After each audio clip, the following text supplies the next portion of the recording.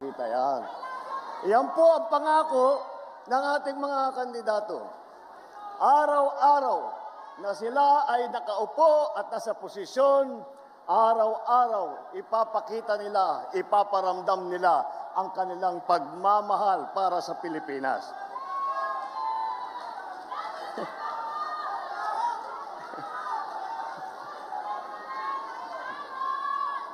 Alam niyo po, nakakagulat kung minsan na ay pagka nagsimula ulit ang halalan, ang campaign period, nagugulat po kami na parang napakabilis. Ngunit nandito uli po tayo.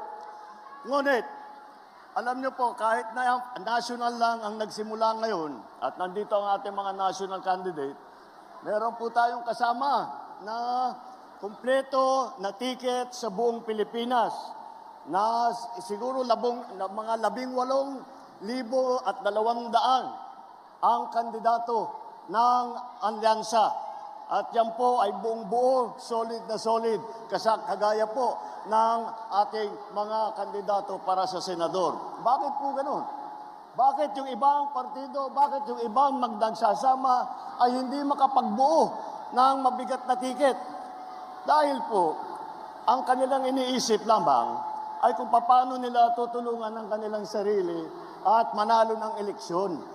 Ngunit dito po sa alyansa, kaya po ang tawag sa amin ay alyansa dahil meron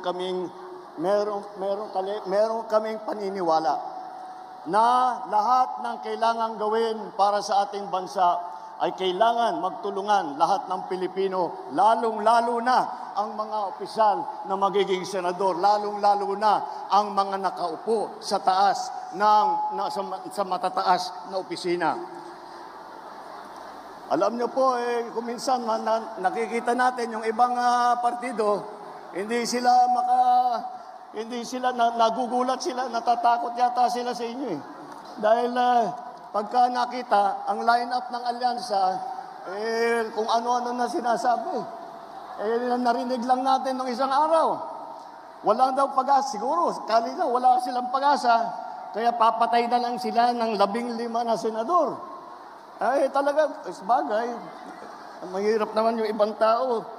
Ang iniisip lang nila, ang kaisa-isang solusyon sa lahat ng problema ay pumatay pa ng Pilipino. Nakakapagtaka kung bakit ganun.